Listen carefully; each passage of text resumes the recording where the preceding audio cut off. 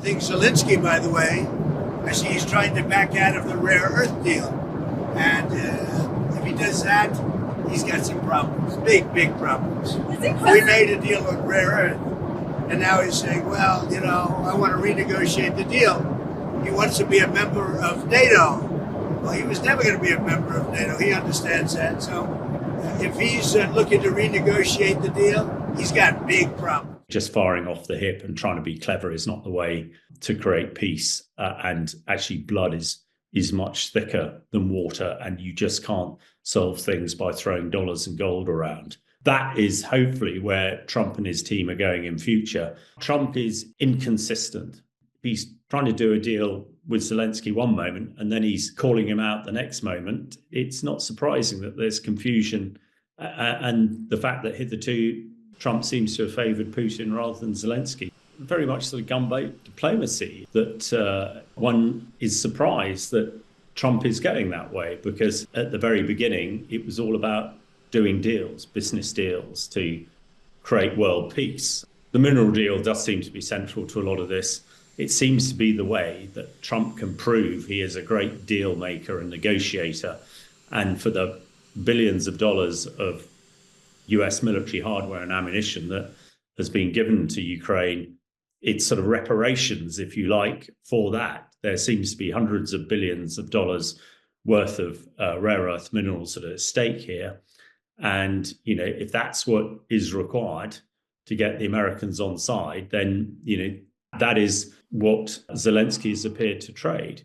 However, one accepts that he's had confusing messages coming out of the White House recently, which has, hacked him off, not unreasonably. So that's why one, would hope there is consistency in Trump's negotiations going forward so that, this deal can come to pass. It does seem to be critical for the US support, but it's really in Trump's gift to do it. Each time the deal's about to be done, he then ruins it, which seems a strange position from somebody who claims to be such a great deal maker. I don't think he's going to go back on his word. You're talking about Putin. I don't think he's going to go back on his word. I've known him for a long time. We've always gotten along well. Up until now, Putin has been calling all the shots. He's a far better deal maker when it comes to warfare than Trump is. But it would appear that Trump is now realizing that, it's not all about dollars. Actually, when you're dealing in human lives and blood, you need to approach things slightly differently. And it is the Americans and Trump alone who can really make a difference here. But, with Putin running rings around Trump for the last few weeks, it's clear that Putin has no interest in peace at the moment. And the only way it's going to happen is if Trump, the Americans, force him into a peace deal, which, being by far the most powerful military on the planet, they can do that. I think he'll be okay. But if he isn't, I was disappointed in a certain way. Some of the things that were said over the last day or two having to do with Zelensky, because when he considers Zelensky not credible, he's supposed to be making a deal with him, whether you like him or you don't like him. So I wasn't happy with that.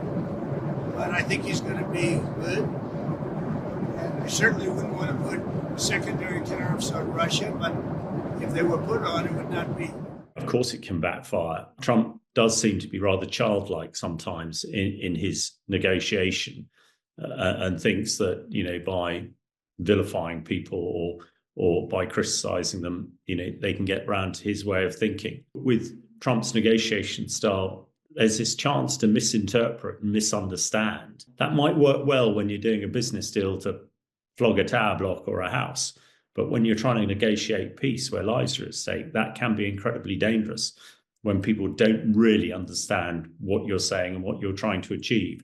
So it could be counterproductive. Let's hope it is a calculated strategy, because I think hitherto, for the last 6 weeks, Trump and his team seem to be very much favouring the Russians and giving the impression that actually they have been taking the Russian side.